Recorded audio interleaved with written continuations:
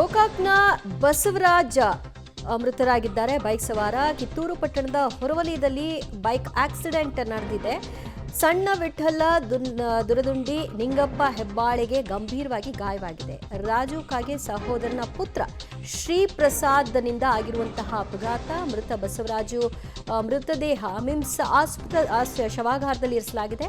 ಶಾಸಕ ರಾಜು ಕಾಗೆಗೆ ಸಹೋದರನ ಪುತ್ರನಿಂದ ಅಪಘಾತ ಆಗಿದೆ ಅನ್ನುವಂತಹ ಮಾಹಿತಿ ಈಗ ಬೆಳಕು ಬರ್ತಾ ಇದೆ.